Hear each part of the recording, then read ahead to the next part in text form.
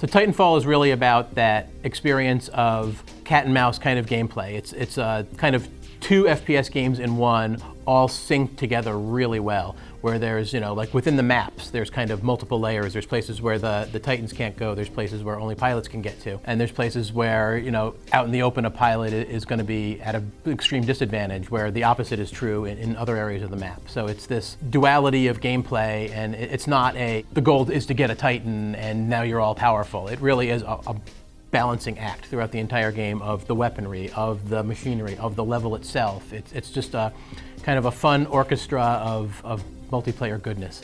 This is a very relatable sci-fi experience. It's not a situation where it's a super glossy environment where everything is shiny and perfect. It's a very dirty, very used kind of future. These machines are not super glamorous. They're actually quite workmanlike and very aggressive and sort of almost tank influenced, but they have this other element of high mobility. So we're sort of taking various influences and then turning them on their head. So when you call in your Titan, it becomes either a vehicle that you get into, or if you disembark from it, it becomes an AI. So it will follow you around, or you can set it to guard an area. Simple commands. This is not, point, and we don't want a complicated command system. We want it to be very easy on the user. But you can run around, have your Titan on follow mode. It will guard you if it sees enemies. It will engage them. It'll score points for you. So it's really a very useful tool, even outside of it. So the pilots in Titanfall are really amazingly agile. They can jump and wall run and reach places that a player in another game couldn't. So it's that agility that just really locks you into the game and gives you that feeling of just being super powerful. And if you see the AI happening around you, the grunts, they'll all signal to you, and they recognize you as a badass, and they will call you out and make you feel good. And it's it's about giving the player that powerful experience. The last time I worked on a major multiplayer game or at all was I worked on Call of Duty and Allied Assault mainly as far as multiplayer went, and those multiplayer experiences were it was a rushed affair. And so I didn't feel like it got enough time or opportunity to really flesh out that experience. So with this is like a great opportunity to try and build on the multiplayer experience and bring a lot of single player experience into that and sort of blend those and see what happens. So the story elements in Titanfall are really there to bring that universe alive.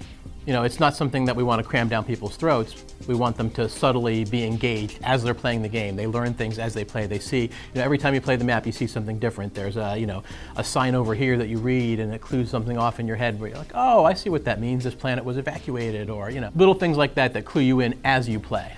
I would say a big influence for that, personally, was just going all the way back to that original monorail ride in Half-Life. And for me, that was a huge turning point of seeing that experience and knowing that I could walk around and look around the environment and just get that sense of, hey, this is real all the time. And over time, I just sort of internalized that and I said, we should never go to cutscene if possible. So the general cosmology, if you will, of the universe is that there is a core system of human civilization that's centered around Earth. And then far, far, far away, there is a frontier, as they call it. The culture out there is that of what's represented by the militia. Earth is far more developed. They're represented by the IMC, the Interstellar Manufacturing Corporation, which sort of has its influence in all matters in humankind. They're coming out to explore, to exploit various areas of the frontier. That's where the conflict begins. So I think for me, and this is probably different based on everyone on the team you'd talk to, but for me it was making something that is fun and addictive, but new enough that it draws you in and gives you an experience that you haven't had before. Even though a lot of it is familiar, it's new enough that you get locked into it, and then when you go back to other games, you say, oh, it doesn't have this feature, I kind of feel like I'm missing it. Like, to me, when I go and play like another FPS, there are features that I miss because they're not in that game, and to me, that's a good indication of we're doing something right.